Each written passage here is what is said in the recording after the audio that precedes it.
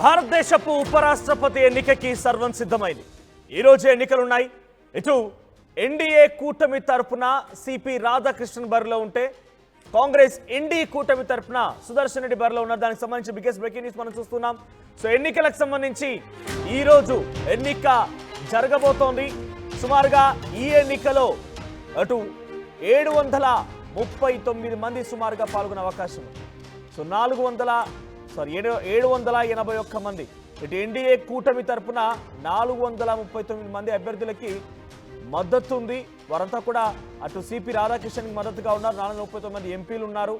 So ND కూటమి అభ్యర్థికి 324 మంది ఎంపీలు మద్దతుగా ఉన్నారు. పార్లమెంటు ప్రాంగణంలో ఓటింగ్ ప్రక్రియ జరగబోతోంది.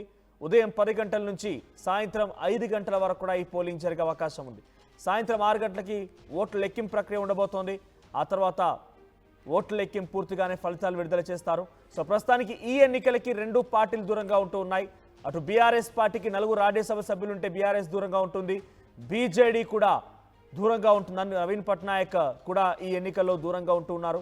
సో ప్రస్తుతానికి మొత్తంగా ఈ ఎన్నికలకు సంబంధించి ఆ విజువల్స్ మనం చూస్తూ ఉంటే సో ప్రచార తీర్థంలో కూడా చూస్తూ ఉన్నాం.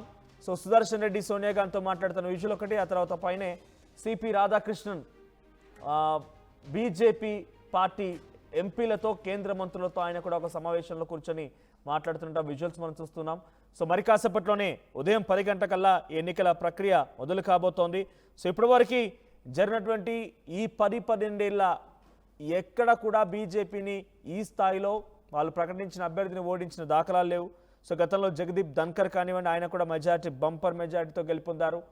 సో కొన్ని సందర్భాల్లో క్రాస్ ఓటింగ్ కూడా జరిగి ఇటు ప్రతిపక్ష పార్టీ నిలిపినటువంటి అభ్యర్థిని కాకుండా వీళ్ళలో నుంచి కొంతమంది అటువైపు కూడా సహకరించారనేటువంటి చర్చలు కూడా జరిగాయి. సో ప్రజెంట్ ఎన్డీఏ కూటమి తరఫున సిపి రాధాకృష్ణన్ బరిలో ఉన్నారు. సో సిపి రాధాకృష్ణన్కి బంపర్ మెజారిటీతో గెలిచే అవకాశం కనబడుతోంది. సుమారుగా 782 మంది మొత్తం సభ్యులు అటు రాజ్యసభ అండ్ లోక్సభ కలిపి 782 మంది ఉంటే దాంట్లో 392 ఎవరికైతే వస్తాయో వాళ్ళు మెజారిటీతో గెలుపొందుతారు.